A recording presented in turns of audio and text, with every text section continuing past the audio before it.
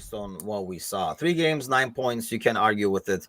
So other areas that we got to talk about real quick is this man right here. Got a bunch of images of graphs of them. Most goals versus United. And there's another one. Actually, I thought that was kind of like shocking. I mean, but I don't know if it says more about Mo or more about United that he's one of the top scorers in ultra. He's like the 4th or 5th. I'll try to find that image and share as well. But let's talk about. Oh, there we go. Here we are. Yeah, I mean there he is. Like he's like 5th goal scorer, and this is like since 2021. Jeez. It's not like a recent sample size, and he has like 4 goals or something like that. We play like maybe 1-2 games at Old Trafford, and Marcus Rashford, Bruno Fernandes, Cristiano Ronaldo, Scott McTominay were playing at least 26. That's I feel bad for Martial over there. He's like, I got 10. 2 years over there, but his comments, I'll ask you guys. We talked a lot about it on like Monday night and stuff like that as well, on Monday morning. But let's start with you. What did you make of his comments post-match? Like, how do you take how we approach that whole contract thing?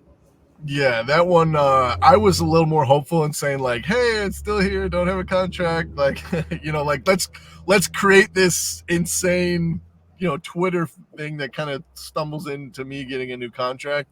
Like Kelly and I last night on Drink Inside the Box talked about it a little bit, and she was more of the sense of like, I think he's prepping us that like he's already made up his mind, and that might not be why there's a piece of paper on the table for him to sign. But I'm more hopeful that this was just like him kind of waving his hands and going, hey, we got an international break. Let's take some time to maybe sign me up again.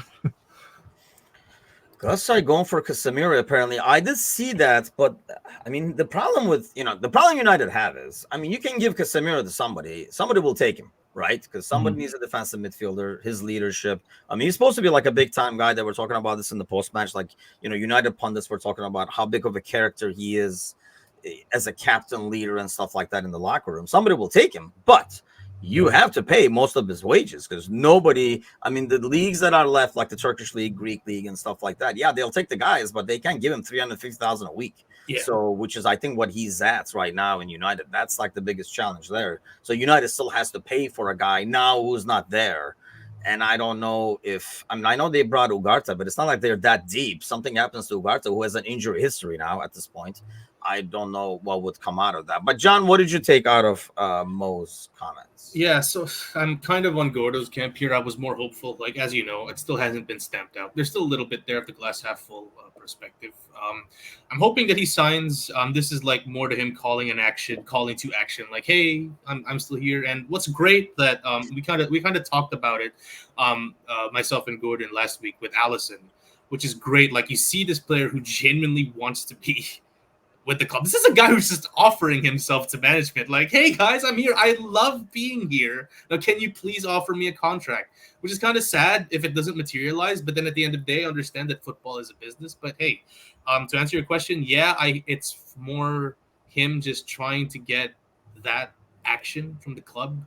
I certainly hope that it's not what Kelly said, Gordon, in which he's already made up his mind, and this is just him just going like, hey, okay, just FYI, this is my last season. But based on those numbers that we saw, like 10 goals at Old Trafford alone, we're going to be losing an absolutely insane player, even at his age, if FSG don't, kind of move in and try and sort out some terms with him.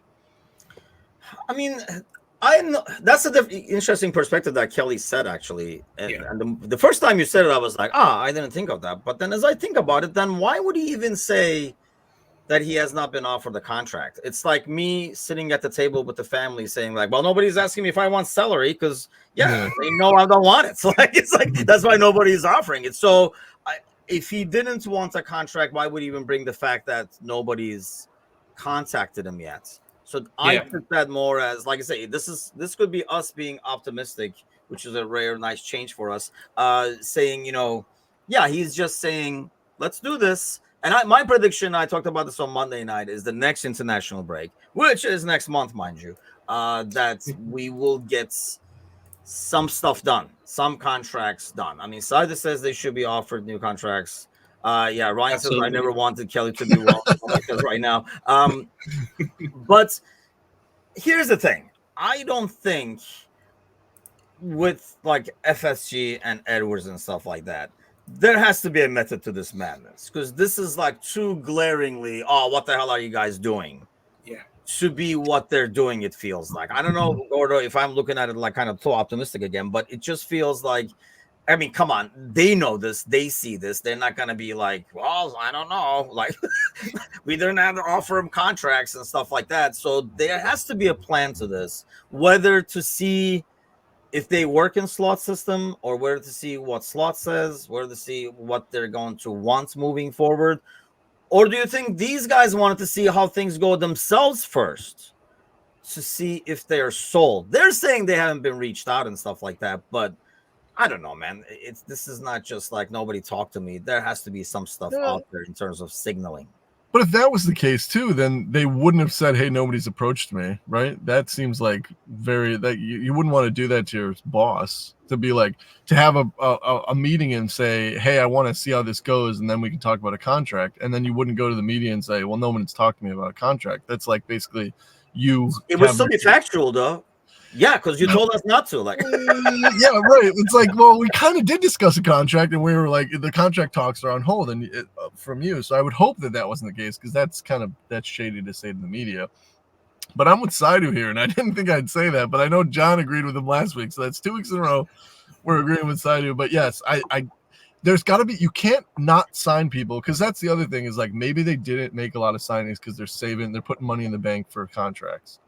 And that would be something that I think that some of the fan base could stomach, because I still think you're not going to need the players just because you sign these guys, because they are all aging. So you do need your backup. So you do not solve the problem of having no depth by offering them contracts. However, you do paper the crack a little bit, because you have someone there that could do the role while you're bringing somebody in. So if you don't sign someone behind them, then you've got two problems. You've got somebody walking for free next year, so you get no money for them, and then you also don't have anyone to fill the position.